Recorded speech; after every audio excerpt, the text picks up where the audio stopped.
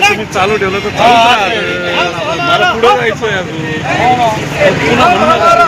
तिकडे जायचं बोललो आमचा हक्क मारू नका जाऊ द्या।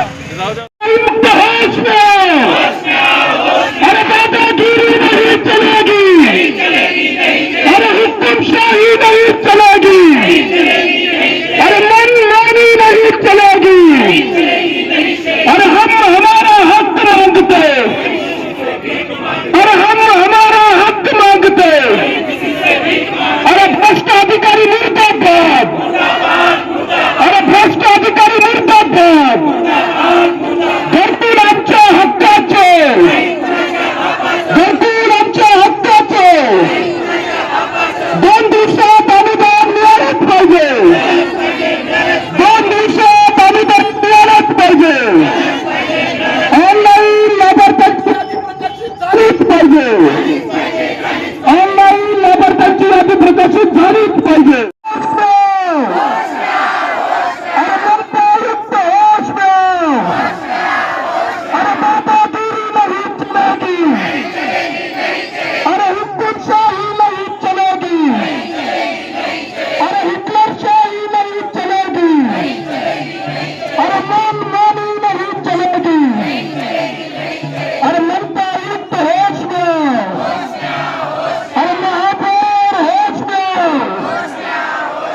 भ्रष्टाचार करणाऱ्या अधिकाऱ्यांवर गुन्हा दाखल झालाच पाहिजे। योजनेला बदनाम करणारा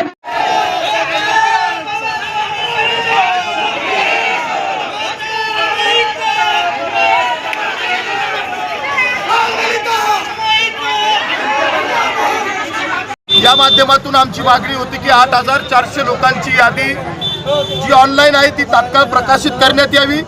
त्याचबरोबर सरसकट सगळ्या टप्प्यातील जे बिलं अनुदान आहे ते तत्काळ सगळ्यांना देण्यात यावेत आणि ज्या 8,400 लोकांची यादी प्रकाशित होणार आहे त्यांना तात्काळ नोटीस देऊन त्यांचे कामं त्या ठिकाणी सुरू व्हावेत। त्याचबरोबर या योजनेला जाणीवपूर्वक बदनाम करण्याचं षडयंत्र ज्या अधिकाऱ्यांच्या माध्यमातून आणि नेत्यांच्या माध्यमातून चालू आहे आणि या भ्रष्टाचाराच्या आडोशी लपून जे आमच्या अनुसूचित जातीच्या लोकांचं जे शोषण चालू आहे त्यांचं त्या ठिकाणी त्यांच्यावर जो अन्याय अत्याचार चालू आहे हे ज्या लोकांच्या माध्यमातून चालू आहे त्या लोकांवर भ्रष्टाचारी अधिकाऱ्यांवर अॅट्रॉसिटी कायद्याअंतर्गत गुन्हा दाखल करण्यात यावा अशा मागण्या घेऊन आम्ही त्या ठिकाणी आज भव्य मोठं आंदोलन केलं।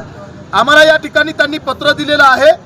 पत्राच्या माध्यमातून त्यांचं म्हणणं आहे की तुमची जी मागणी आहे ऑनलाईन जी यादी प्रकाशित ती या महिन्याच्या शेवटपर्यंत आम्ही ती प्रकाशित करू।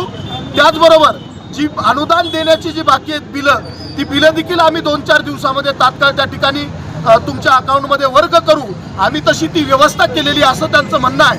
म्हणून आता तुमच्या माध्यमातून या प्रशासनाला सांगणं आहे या मागण्या जर हा महिना संपेपर्यंत जर पूर्ण नाही झाला तर आम्ही इशारा दिलेला आहे ही सगळी माणसं ही सगळी पीडित लाभार्थी आयुक्तांच्या कॅबिनमध्ये सामूहिक आत्मदहन करतील।